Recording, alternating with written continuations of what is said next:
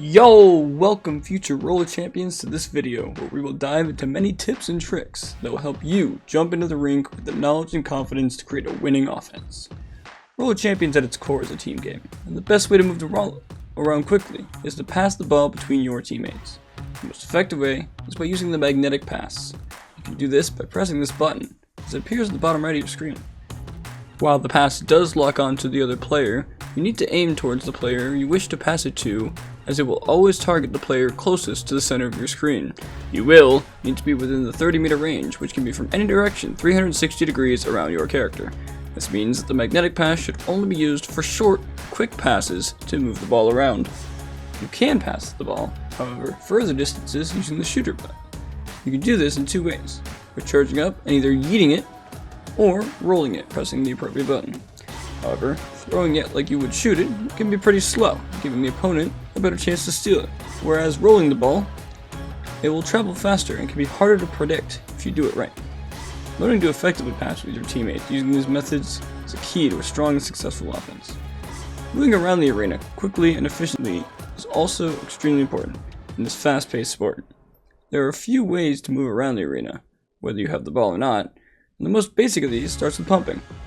Pumping is the most common way to gain speed, and should be done whenever you are going down the slopes of the rink. When you have the ball, it may seem difficult to get higher up the walls to gain more speed.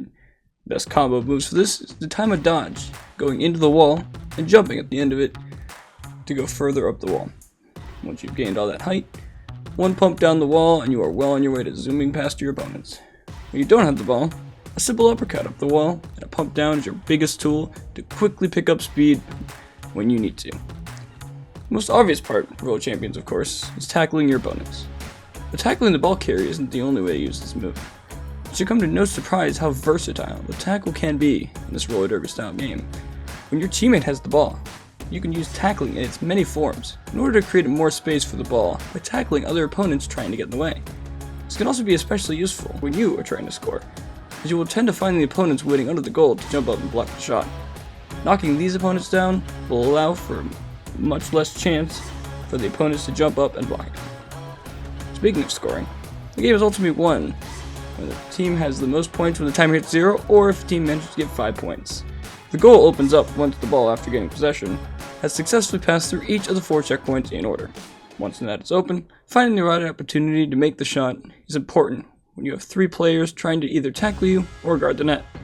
Using your teammates for a quick pass, or faking the throw by dodging while charging up your throw, can both be effective ways to make the shot more unpredictable and harder for the opponents to save.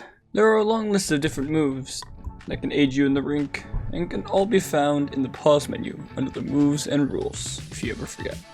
One extra ability that is especially useful is the ball focus feature, which focuses your camera on the ball and can be used to help both intercept your opponents and aim your tackle on the person holding the ball.